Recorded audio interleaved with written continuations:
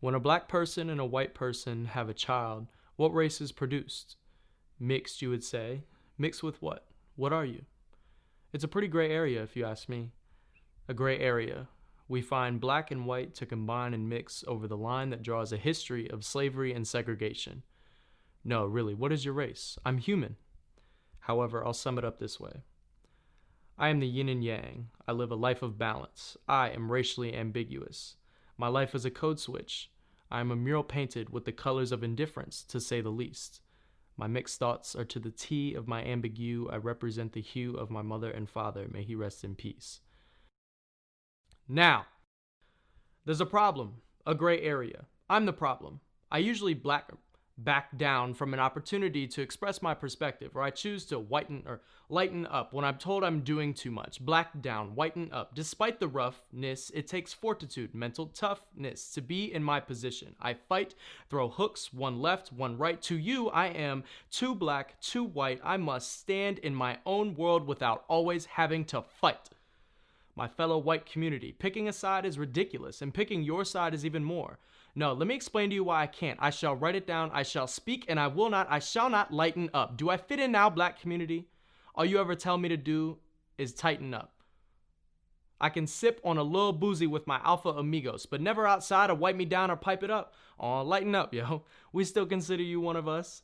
Kinda, sorta. You sorta kinda don't hear what I'm saying. All I ever hear you say is lighten up, like the color of your skin. You don't fit in suddenly. Michael, you should just learn to bite the dust. I receive so much discrimination each day that when I try to write it down, I still can't even write enough. I still to this day have black folk calling me white, but for the white folk, my skin just really isn't white enough. It's a pretty gray area for me. But when the cop pulls me over, they don't think I'm white then. When the officer detains me for resisting arrest, if I said I was half white, would he spare my life then? All right then. When the professor pops the question about race and I'm the only mixed person in the room to answer the question, what's the difference between black and African American? As the room goes silent, as my white classmates are victims of being in the wrong place at the wrong time, knowing that those who answer incorrectly could be in huge trouble of losing their... That's only how the black kids feel when the cop pulls them over to have you shot dead from posing a threat as you looked a little older, posing a threat as your hand reaches down to what might be a gun or a 5-leaf clover, not 4, 5 feet away, Mr. Officer, my hands are up, I'm not walking any closer. Compared to white kids coming from families who don't care if they drive Range Rovers back from the places they left not sober to their big houses and don't discuss race relations in their homes because that period of history is over. I'm over it. There's more to the story on both sides, right? As logical as we can get, I describe to you gray, a mixture of black and white. This black is the absorption of all color and light, but we see lonely distance from other colors. For black, there was only black, yet white, the reflection of all colors, and then light, and then why can they never seem to be accepting of all colors except white? We're past that. On to now, we're up until my senior year of high school. They didn't have a box to check for my racial identity, because a person like me of mixed races couldn't represent a bridge conjoining two entities, for the life of me. White people think I'm some sort of funky creation, a sight to see. Black people think I have the best of both worlds, but living with your discrimination and not fitting into your culture isn't an easy life for me. People think because of my curly hair, light brown skin, that the sun is always shining bright for me. Sadly, I think the only people who see it from my point of view, my angle, my story, are those that share the same life as me. I empathize your lives every single day. How come no one can empathize the life of me? And then I look at people like Reverend Dr. Martin Luther King Jr., my alpha brother. You fight for little black children and white children, but would you fight for me? Of course you would fight for me, because I'm the product of your dreams of integration and harmony. I'm grateful you gave your life for me, and you, and everyone. We are on the same team, on a bridge to a better tomorrow. That light you see at the end of the tunnel, we shall transcend all. That burden doesn't frighten me, because I can't change the color of my skin, whether I'm Kira's son or John's son. I'm just Michael. To those of you who understand, thank you. Now it's your turn to enlighten me. To those of you who still don't understand, my world is just a gray area. I guess your world is just too black and white for me.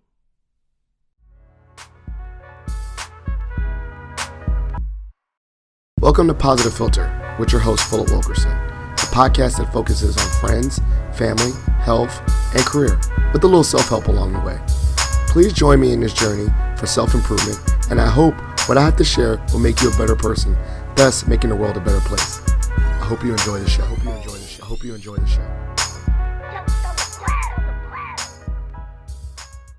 I'm pulling up the lyrics to my poem now. So Yeah. So, hey, ladies and gentlemen, boys and girls, it's Philip Wilkerson back with another episode of Positive Filter. If you listen, before we even started the show, I played a wonderful poem and laid it into the show. So I have that wonderful poet on this show with me today, and it just changed my, changed my life, but, obviously a lot of things changed my life. Every day changed my life, but this one really hit home. And so, uh, everyone's a special guest, as you know, but there's a especially special guest. I'm joined by this young alpha brother from the Tidewater area, brother Michael Bush. Now, before I go and let him introduce himself, I would say that, we cross paths. The world of alpha is so small. I know his what pro fights. Quentin, shout yeah, out to him. I guess I'm the most random alpha in Virginia, but we connected. And we connected online. I was just following who's doing and following what his chapter's doing. And he dropped this poem on me called Gray Area, particularly. And it just really, really was remarkable. But before we go into that poem, Brother Bush, can you introduce yourself to the listeners? yes, sir. So what's going on, y'all? I'm Michael Bush. I'm a rising junior at Christopher Newport University. Shout out Undisputed Upsilon Beta chapter, Spring 19 Initiate, A506, all that good stuff. Yeah. But yeah, so I'm down at CNU. I major in political science with a minor in leadership. So I eventually want to get into politics someday, really into current events, current topics, especially what's going on now with Black Lives Matter movement, all that fun stuff. Definitely try to stay engaged, civic and social engagement. Yeah, I just started doing poetry and spoken word like this year. Okay. And like I haven't really started before that. I'd say probably before that, like I would write down a few things here and there just as like a journal type thing. But then, I would just I think I've probably stumbled upon like some YouTube videos or whatever of other people doing spoken word, and I was like, wow, like it's really impactful, and it impacted me, and so I just figured I would try it out, and so that's kind of what it came to. Gray Area has been my first, really big, or I guess big for me, like my poem and spoken word stuff like that. So. As you taking us through your experience, I can see why you and Quentin vibe so much, because you have a lot of that in civic engagement. You're very politically active young brothers. Yeah. I mean, quite honestly, I was telling this dude was preaching to me. I didn't know.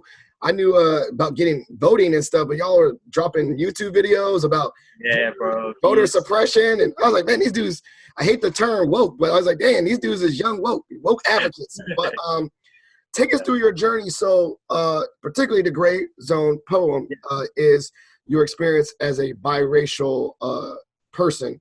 Right. But take us your experience to getting to that point of getting to college and joining Alpha One, and then just putting putting that thought to word, like, this is the voice I want to share. This perspective is what I want to share. Yeah. So I started out freshman year of college was fall 2018.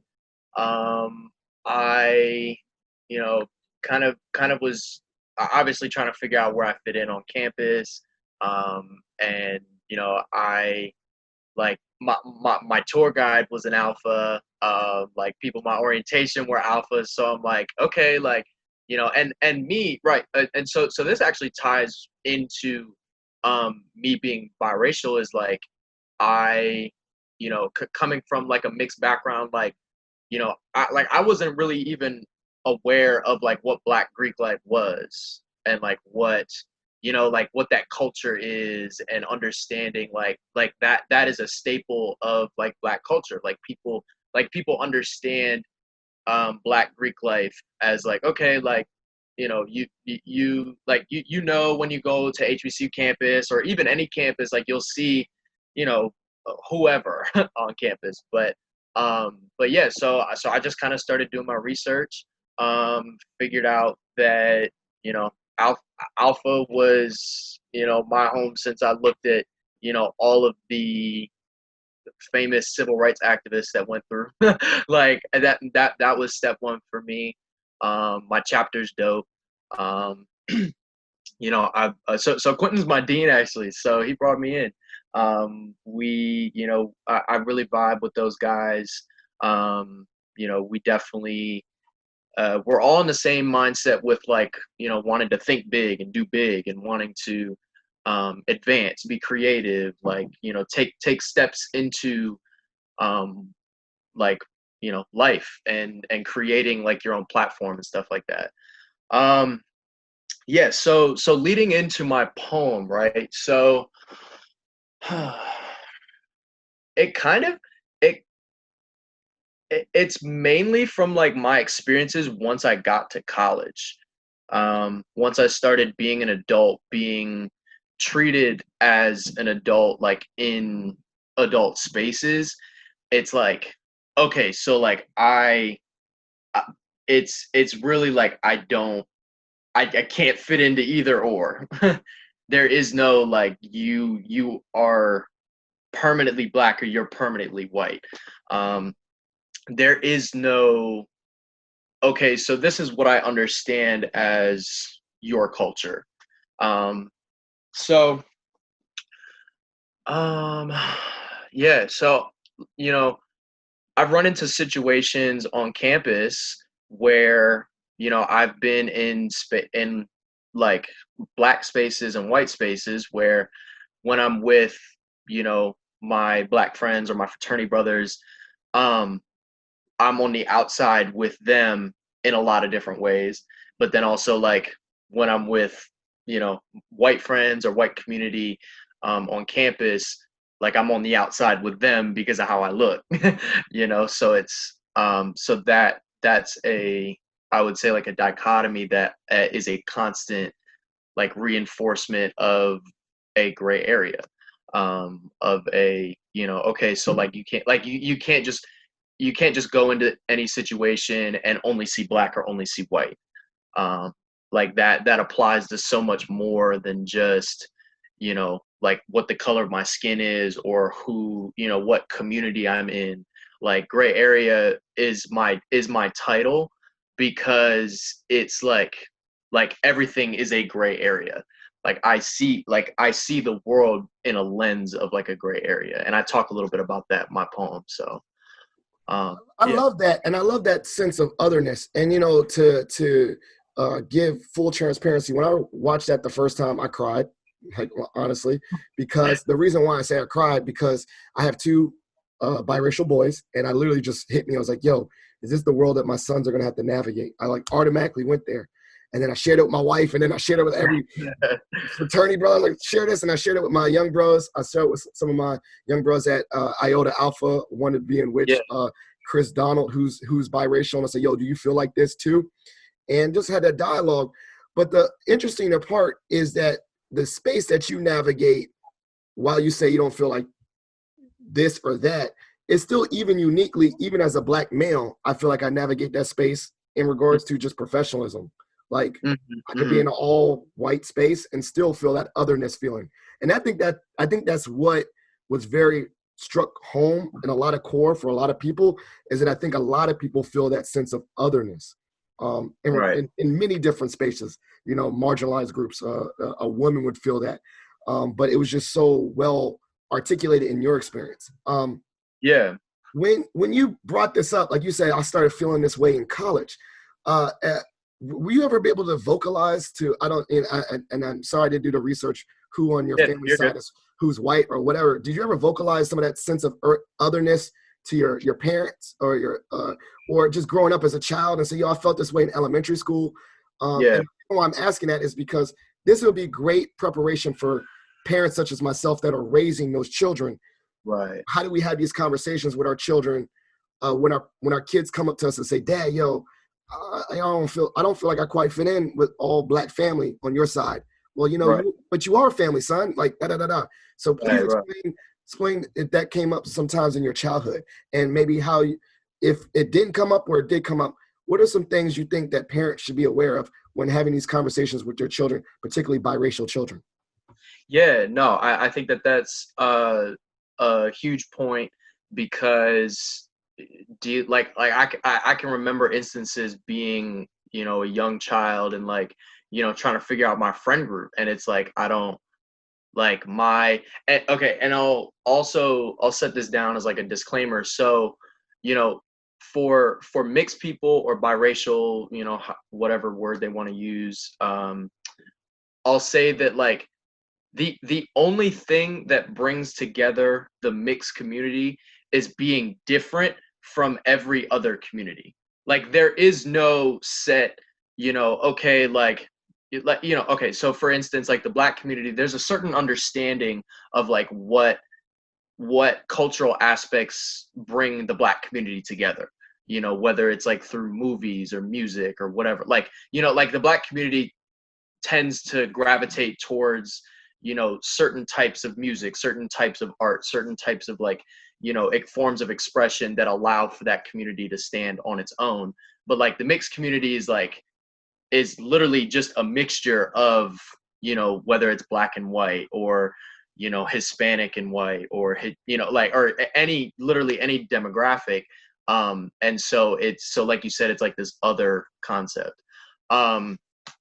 So for parents, right? I think it's your, I would say, duty to be empathetic in knowing that they're gonna be in that other space, and they should feel just as comfortable being in that other space just as much as they might be in, like, you know, a like like a Black community space for you. Like it might be, okay, well, if you're raising a mixed child, then, you know, like it's also maybe half, you know, their mother is, you know, white or Hispanic or, you know, whichever demographic. But and just, you know, like, and I talked about my poem being like I feel like a bridge. Like I feel like I I allow for like communities to be brought together. Like I allow for that example to be shown as like, okay, well, like Black and white people can be together. Like that's not like there is, you know, yeah. So I reference the Black community, and I reference the white community or Hispanic community. Like we all have our communities, but like at the end of the day, like we are all humans, like a human race. Like that, and I'm an example of that. Then that's how I feel. Like I feel that, you know, because a lot of Black people started coming up to me and were like, yo, like I had no idea, because I'm mostly, you know, in Black spaces and, you know, being around them all the time, and I look Black, I identify as, like, I don't have white skin, so there's really no way for me to identify as white. But it's like there's just cultural shocks sometimes, you know, when it's in the Black community. So I would say just be empathetic, understanding, because that's what we have to do. Like we have to be empathetic and understanding, because we're constantly in this moving around, shifted position all the time. So I think it's, you know, like it should be taken away less from, and I don't mean this in a derogatory way, but like a tribal type of, you know, like, okay, well, like these are my people, this is my family, like let's try and switch that lens of like tribalism and move it a little bit towards empathy and basic understandings of just like the human race. I love that. I love that, and I love that sense of tribalism. And obviously, this is very anecdotal. We're not. You know, this is your Yeah. individual experience. You know, due to caveat, like I know I'm asking Michael to speak on his experience, but as you can say, like someone gonna say, "Don't speak for me, Michael." Like everyone's experience within their identity is unique to them, and Yeah. so this is particularly your poem is unique to you. You know, someone could be like, that I don't identify with that, whatever. Yeah. So I Yeah. agree with that. So, but this is your experience. But some of the things anecdotally, and this is really like not scientifically based, or you know, this is Mm. not a sociology paper, but Yeah. this It's just this yeah. this is ill Phil informal observation is that most people, when they are Black and white mixed, they identify with Black, and then they show up as Black and they're considered Black. My two case in points for that, particularly, are Barack Obama and J. Cole, my favorite rapper, the GOAT. Okay, so when you look at J. Cole and you look at their story, they saying black, black, black. Obama, first black president. We know very well that his mother was white and their dads were black, both of them. But they have gravitated to that black space. And additionally, in regards to just societal norms and what we view, the black community is claiming them. Like, they're ours. We're taking them like they're black. Right. There's a black rapper, you know what I'm saying? Or whatever. I'm thinking the reason why the black community claims these biracial people on their side is that they know that when I look at you on the surface, you're gonna face oppression. Like, you're not gonna be able to navigate a white space. So I'm gonna taking you in to protect you. You know what I'm saying? Right. And then two, I don't know, you just kind of naturally gravitated to it. I don't know, that's just what it is. And so I got in a very heated debate about, as a father, someone said, you are exhibiting your issues and trauma as a black male on your kids when you say, I'm raising my kids as black boys. And I really struggle with that. And so, anecdotally, keyword, this is Michael Bush's opinion, and this is me sharing my opinion. Do you think it's inappropriate for the marginalized parent, whether it's the Hispanic parent or the black and brown parent or the minority parent, to look at their child and say, you know what, I'm going to make sure I overtly infuse my side and culture to protect them? That makes sense. Like, I'm raising my kids black as a black father because I am protecting my children for a systemic issue. And I don't want them to go around and be like, oh, snap. Oh, this first time someone treated me with racism. Right. My dad never showed me. Like, no, you a black dude. You can't be, you're a black child. You're not like little Johnny over here. You are black. And I'm doing that as a protective measure. I know that's probably my trauma, intergenerational trauma laying on them. But at the end of the day, too, society looks at these people of color as black men. So. Yeah, for sure. No, and that you're absolutely right, because like that, and as we know now from current circumstances, like that could be someone's life. It could end up being, where I have this mindset of like, oh, well, like I don't identify as black, but it's like, and so, all right, so I'm gonna, like, my part in my poem, where I talk about, like, but when a cop pulls me over, they don't think I'm white then. If the officer detained me for resisting arrest, if I said I was half white, would he spare my life then? Right. So literally, like, and so, all right, so my mom's black, my dad's white. So my mom, and I have a little bit of, it's an interesting basis of culture. Like, it's not, atypical black and not atypical white. So it's a little different in that way too. That's why it's also gray area. But either way, we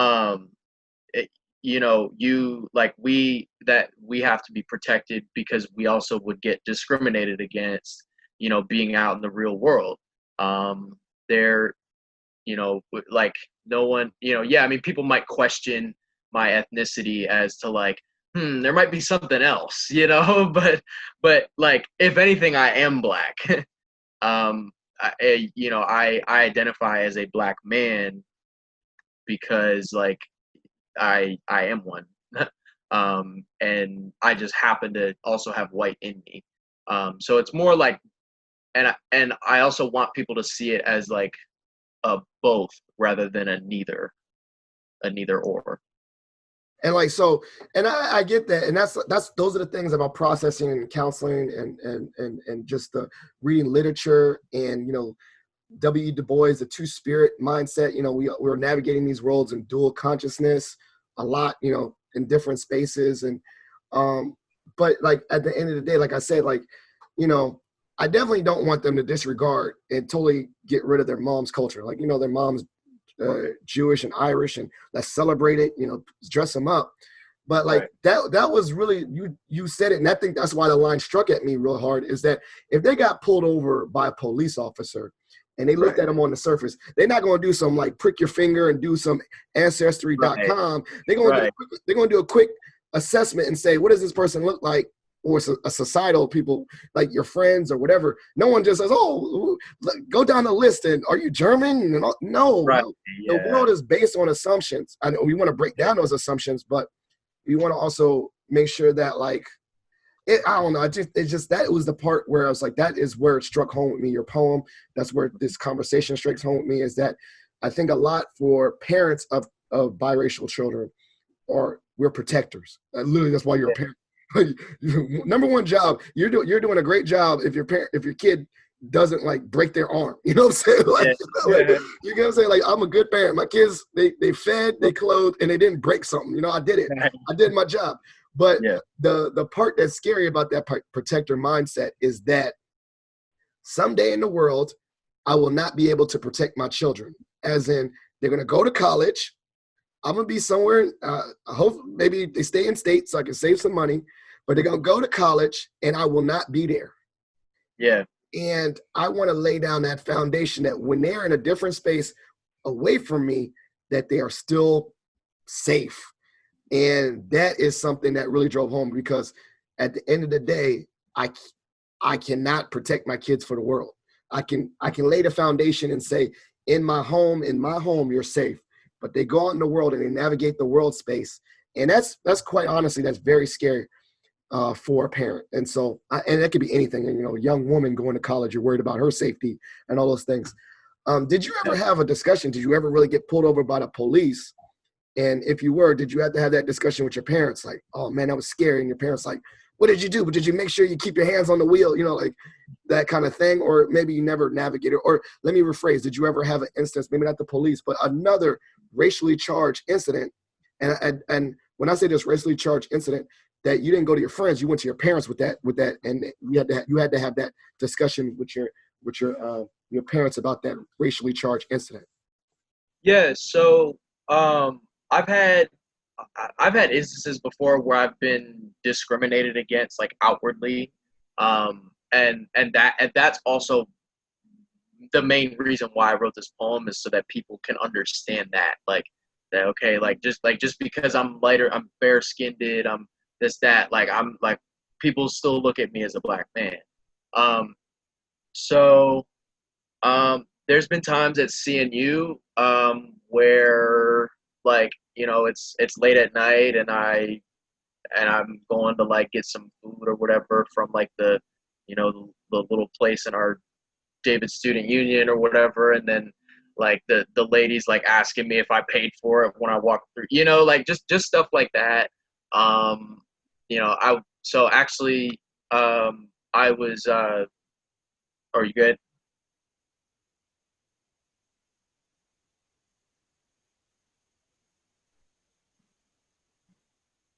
Yeah, um so I was in the mall the other day with my close friend. Oh, my brother Devontae Mosley down at Phi Zeta and Radford University, Spring 19 Ace.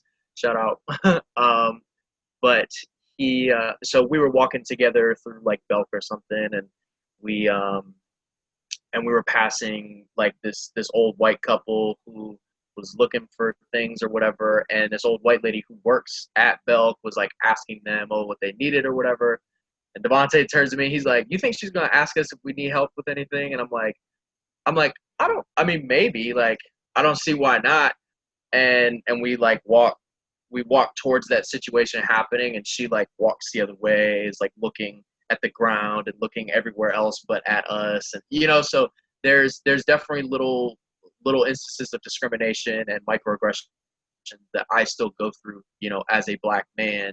um you know and I and yeah, so having that talk with my parents, you know the the main thing. And you know my father being white, also rest in peace, but he I during that time period, it was more like trying to educate him on the fact that he's raising a black son, that he's not raising someone who can just dine and dash, someone who can just get away with certain things that privileged people, like white privileged people, can get away with. without losing their life or going to jail. And so that's been kind of the main thing. My mom definitely is quite understanding of, what I go through because she goes through the same thing. So yeah, so that's like the parent way is like, is honestly educating the white parent or non minority parent of like what their child goes through, like their child, but they may not go through the same thing, and allowing for them. And that's what I meant by like empathize and understanding. I love that because, I think that, I mean, that obviously bears a lot of how often, parents have to be open to learning and Yeah. getting checked by their kids. You better be like, you better get out my face. I made you. You don't tell me what to think. But Right. I know that's quite the experience for a lot of children. Like let's say first generation immigrant students or whatever. They have to educate their parents and and it's like that's a lot of responsibility. And the parents, I can see the mindset on the flip side as a parent's innate defensiveness of, wow, like I'm learning, but come on now, I got to learn from my own kid. You better get out my face. And so Right. that I think the empathy part and being openness to learning even from people that are younger than you, Yeah. obviously still imparting your wisdom on them. But I Mhm. know there's going to be times where and I'm really focused on or thinking about that as like, there's going to be times where my kids bring over some new concept. I don't know, like Yeah. we meet aliens or something. They're like, you're prejudiced against aliens or something. I don't know, man, like, and they're going to have to teach me and I'm going to have to break down my biases. And it's going Yeah. to be hard for me as a parent to recognize my biases and accept some really good insights from my kids. Like Right. they're teaching me. So Yeah. that could be very hard, a lot of responsibility. And I think that's very interesting. But you spoke about that too. And I just kind of, maybe not as overt, but you would say that like you have experienced, I think, multiple instances of microaggressions, right? Mhm. And obviously they're just as harmful to the Mhm. well-being. But in regards to feeling secure, this is me speaking too. In regards to mostly Black spaces, I Yeah. felt really way affirmed in my Blackness when I joined Alpha. Right. I'll be totally transparent. That was also something too. Like, as a grown man, I was always called like, you act white, you act like a white boy, you act like Yeah. so privileged. And I was like, dang, for real? Like, what? Like I'm just being me. I didn't think I did.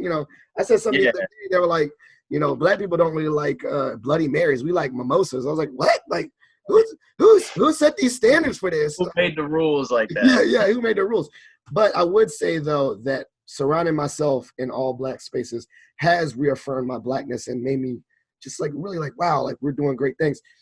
Could you speak upon like when you joined Alpha, did that really draw a spiritual connection, a spiritual, like that Mhm. connection to, like you said, the past greats and Martin Luther King? Do you think that finding all Black spaces like that, and not just, maybe it could be NAACP or mostly Yeah. Black spaces, have you found that immersing yourself has given you more of a cultural tie to that side of the family or side of your identity? Yeah, it definitely has. I don't think I obviously wouldn't be in this position I am today without it, but I also don't think I would be in the position to look at the world. I don't think I would be in the position to look at the world that I do now, um, without Alpha, without turning that turning that corner into um, it. It wasn't a culture shock, but it was a learning experience for not only me but like for them. And once again, like that's why I call it a gray area. Like it's like back and forth. It's not this or that. It's not, like and that's what I want to like, and that's what I wanted to bring to Alpha. But definitely being immersed in like a staple of Black culture and allowing, like I learned so many new things, to be honest. Like there were just a lot of new tendencies that people had that I wasn't accustomed to being around.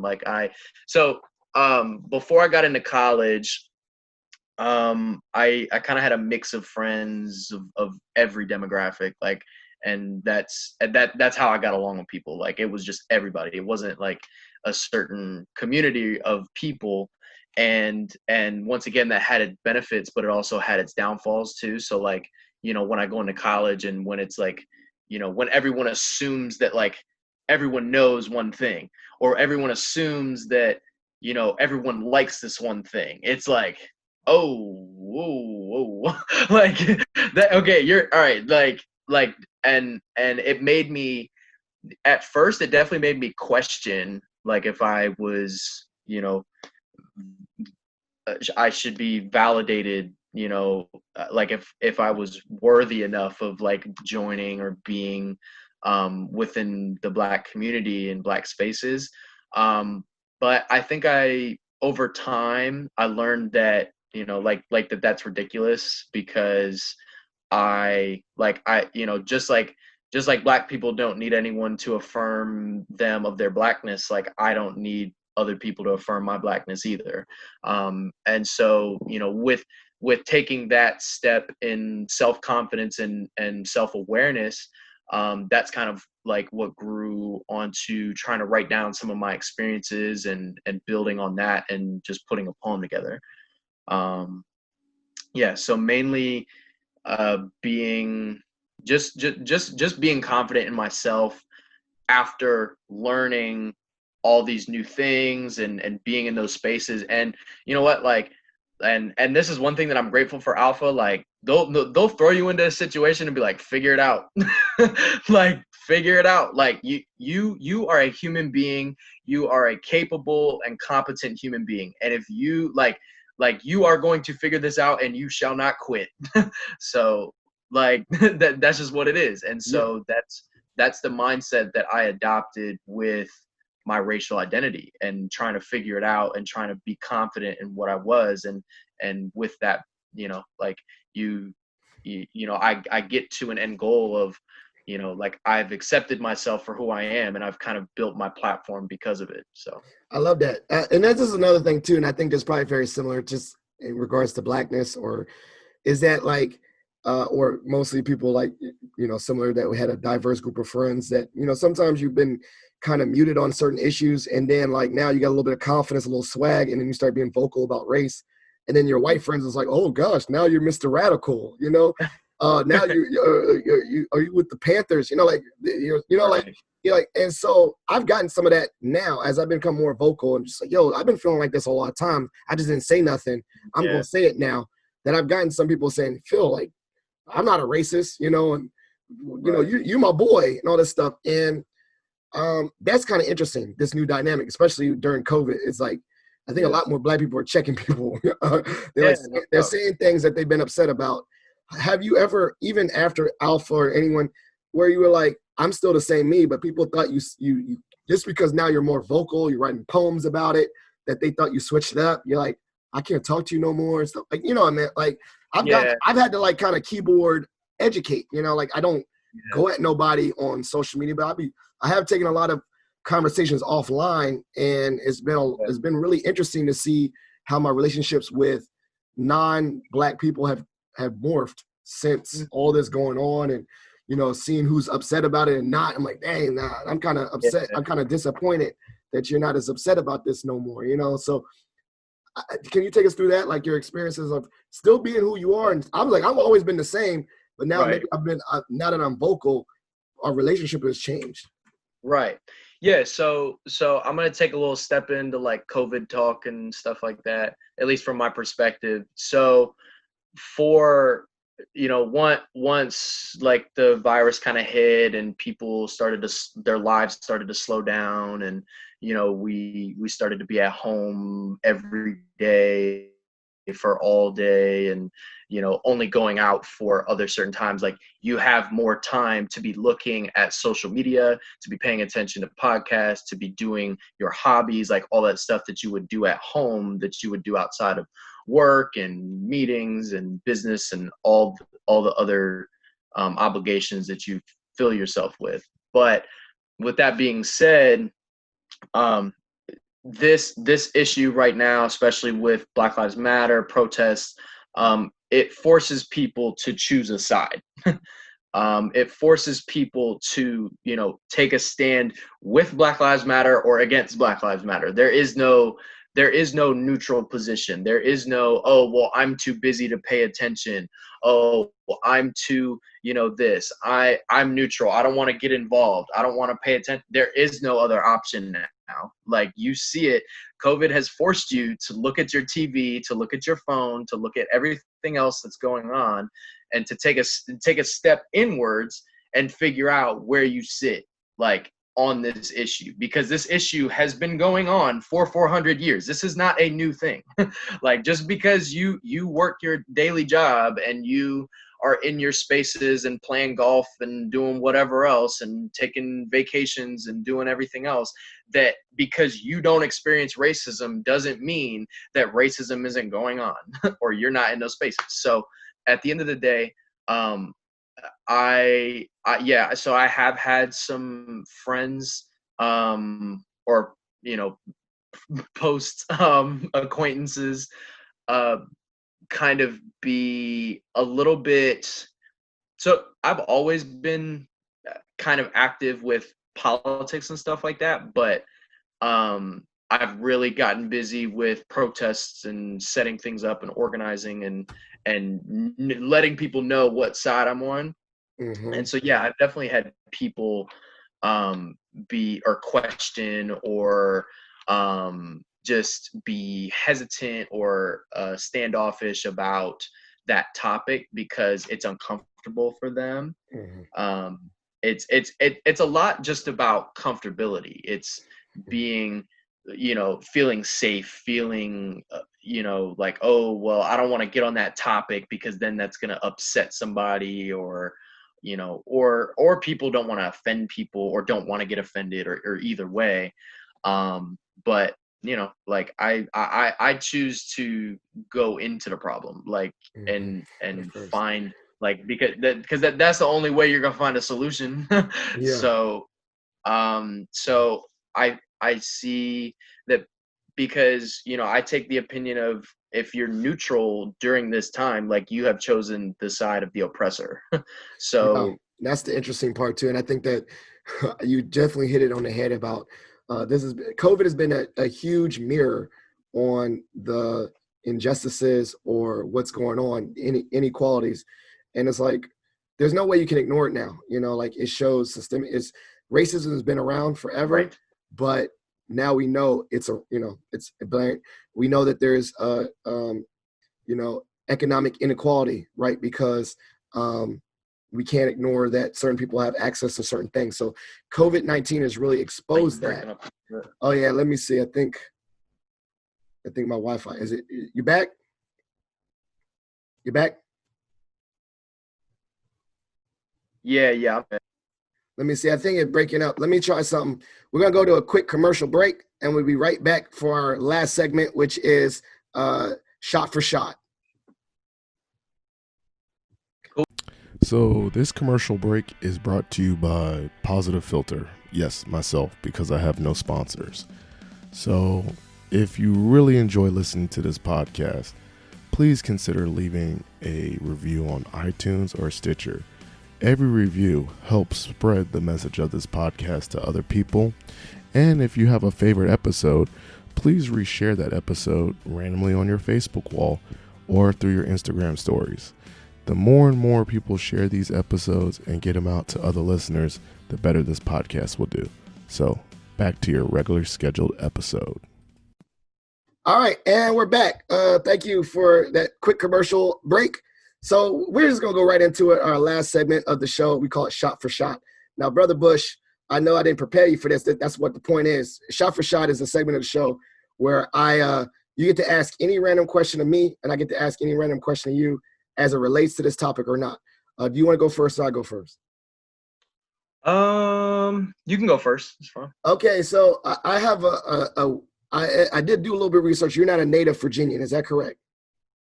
I was born. Yeah, I was born in Ohio, but I've lived in Virginia. Okay, but even so, if you got $1 million, would you buy a home in Ohio or Virginia? And if so, in one place or the other, what city and why? In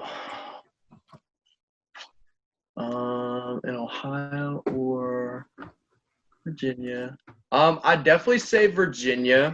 Okay. What city? You only got $1 million too, so think about where that goes, how far that goes in either or place. Right.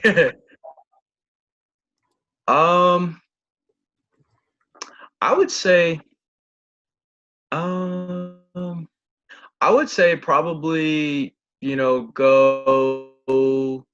I'd probably say close to you up in Northern Virginia, probably, or Okay, like great. in an area where things are going on. All right, so if Same you to want a me. big house, you're gonna live out in the Woodbridge. All right. Yeah. So, all right, your question for me.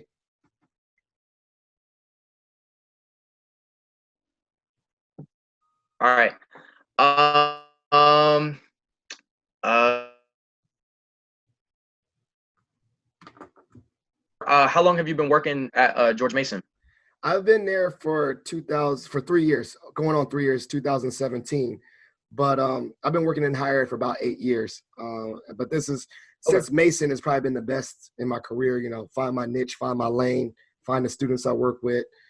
So yeah, I would say everyone act like I'm new because your boy is having a coming out party in regards to professionalism and showing out. But I've been in higher ed for quite some time. But I think, and this is another blessing. Not saying all alpha, but being Yeah. an alpha while being an alpha, I'm fall 17. I joined Mason December 2017. So right after I 17. crossed, I got a job. So honestly, it was probably Okay. that was probably the most stressful fall of a long time, where I was trying to get an interview for a new job and be online. And my wife was Yeah. pregnant. My wife was pregnant with my second son. I mean, it was just a trash Oh time. my But God. I survived it. Obviously, it made me stronger. But then rolling into my role with that confidence of being an alpha man, starting at Mason, it was just the perfect storm. And then Yeah. obviously being responsible for the Iota Alpha chapter and their faculty advisor. So I feel like right in that 2017 into this, it was a perfect time to join. And I feel like this has been probably the best time in my career because it's Yeah. That's just all the skills and stuff. All right, awesome. well, that was really cool. You got me to talk about and brag about myself. I appreciate you. So Yeah.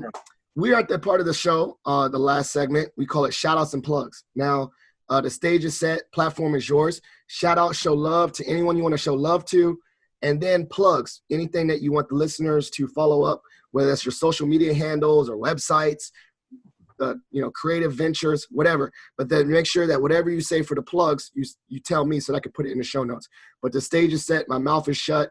Shout outs and plugs. Okay, cool. Awesome. Yeah. So, well, first of all, I want to shout out you for having me on here. I really appreciate the opportunity just to kind of share some things about me, especially pertaining to what's going on now, because that's something that I really enjoy being involved with. Um, I want to shout out the Upsilon Beta chapter, my guys, back down at CNU. We'll be getting busy this semester. We are going back, but we'll probably have some precautionary measures that we'll be taking. But yeah, no, definitely want to shout out our Instagram page. So it's at YB_alphas. We're on there. We post kind of, I would say regularly just about, what's going on. We try to stay involved individually so that we can keep things going. So my Instagram, I would really appreciate if y'all could give me a follow and I'll follow back. My Instagram is _Michael Bush _MICHAELBUSH. I'm going to start posting more spoken words. I'll be doing different topics. I just posted another spoken word back about a week ago called No Justice, No Peace, KNOW, Justice, KNO Peace. And that's kind of telling about my experiences of protesting and being in the midst of it and in the grind, the nitty gritties of what's going on right now. I want to, so, I'm a Bonner Service Scholar on campus, so I do Bonner work. So shout out to them. I appreciate them. Shout out to A506, everybody listening, the frat, everything going on. Keeping busy with, our general election and all that. Well, yeah, shout out to my mom, the woman who raised me. Love her to death. I want to shout out my best friend, Devontae Mosley. He's basically living with me now. We're real tight, traveling together, going places, trying to figure out what we can do in the Fredericksburg area to be active and to create not only a Black male presence, but a Black presence within Fredericksburg, and to build, college readiness, figuring out, mentorship programs, all that stuff. His Instagram is at xv2x_Moses,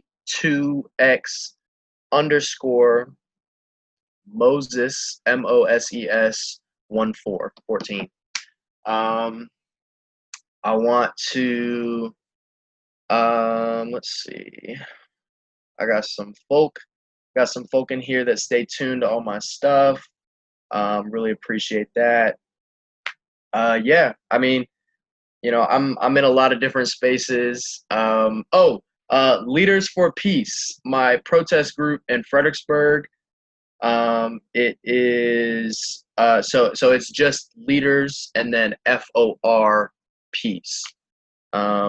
We keep people up to date on what's going on in Fredericksburg because there's been a lot of hype on the protests and figuring out that's been something that's been on the national news before. Like we've been tear gassed, had rubber bullet shot. Like a lot of activity dealing with that has been going on. So we're trying to hold the officers and the city council accountable for what's been going on, and trying to keep the people informed on like protests and all that stuff. So Leaders for Peace is a group that I'm involved with. Let's see, CNU Black Lives Matter, or Black Lives Matter CNU. Let me see. Yeah, so this Instagram for my CNU people is at CNU BLM protest. YB will be pairing with them once we get back and trying to figure out, some actual protests that we can do, and then initiatives to push after protests, because that is the most important part. PSA, people, after the protest is the most important part. The protest is for people to hear your grievances and to hear what is going on and to see you and to visualize, okay, this is the problem. This is what's going on. After the protest is what's important. What legislation are you going to be passing? What do you want done in your area, in your community, in your campus, whatever the case may be? That is the most important part, because otherwise, if you're protesting without a reason to be protesting, then you are wasting your time. So just wanted to say that. Yeah. Hey, you got some homework to do because you dropped 10 things on me. Perfect things. I want to make sure that you get all those. So I need that in the email because I took some notes on my little tiny pad, but these are all great initiatives, and I'm really proud that you're mobilizing and staying involved. But you're also that was probably the most positive, most extensive shout outs, because you're showing all these people love, but you're also making sure that these platforms are getting a voice, and also make sure that you follow all these things and get engaged. So yeah, you got some homework to do. Make sure you give me those things in the show notes so that I can make sure that people can follow up. And also, additionally, you're talking about bullets and stuff. Please be safe, man. I already feel like I'm already clenching. I'm like, man, I'm protesting from a car. Shout out to me. Going to these. I go to peaceful protests where I stand in my car and wave and then drive off because I can't be getting shot at. I'm too old for that. So I let the young people do all that in the street stuff. That's what I'm proud of. I'll just be vocal. Yeah, for sure. I mean, But please, yes, please follow this brother. And also keep him safe. Also, make sure you engage with him. If you're a young person, yeah, you could be out there with him. If you're an older person, support them with just how older people do, with advice and money. like, everyone's got their role in this for sure. Yes. So, please stay engaged. Please continue to do this. Please continue to have these discussions, particularly parents of children, biracial children. Please, like I said, that's what sparked this poem. Please continue to be open to these conversations. Use empathy. I think that's the word of the day in these conversations. That's why I love this podcast. Please support our young brothers and sisters, but young people making change happen. Please support them. I know that there's a lot of disconnect, but there could be a disconnect between generations. So make sure that the young people know that they're supported, that the older generations are proud of them, that they're doing big things, and just let them do the things, but guide them with your expertise and your life experience. Because that's definitely how we're gonna make change happen. And additionally, as you said too, for the older people that want to stay safe, well, then make sure that you are actively involved in the behind the scenes, which is voting and legislation and all that. Everyone can go to a voting booth or mail in your ballot. So make sure that you're actively engaged. You can be safe and still be engaged politically. Now, I'm just putting that out there. There is protest, there is vocal uproar. Yes, and that is good. People that are protesting. But at the end of the day, the protests are going to quail. People are not going to be going out in the streets no more. And what's really going to make impactful change is legislation, one, and actual systematic changes in whatever your employment, how you hire people, how you talk to people at work, your hiring practices, your I don't know, just policies that funding, how things are funded, where money's going for certain initiatives. So there's a lot of things that are going to happen after this that we definitely need to continue. As keep that energy, as they say, keep that energy when it really matters. So thank you so much, Michael, for being on the show. I really appreciate your voice. I bothered you. I saw that poem. I hit you up. It's a long time coming. I'm so glad. I'm very proud of you. I'm proud of all the things that you're doing, all the young bros. Please follow up. If you're a subscriber of this podcast, please share this episode with your family and friends. If you got a voicemail you want to leave for the podcast, call 571-336-6560. That's 571-336-6560. Please engage. Please like, comment, follow up with the guest. This is, positivity is a day-to-day thing, sharing love and helping each other, and we can all make a difference. So please shout out to everybody, and we out. Thank you for listening to Positive Filter, a podcast that focuses on family, friends, career, with a little self-help along the way. If you enjoyed this podcast, please share it with your family and friends, and like the Facebook page, Spreading Positivity of Movement. Thanks for listening.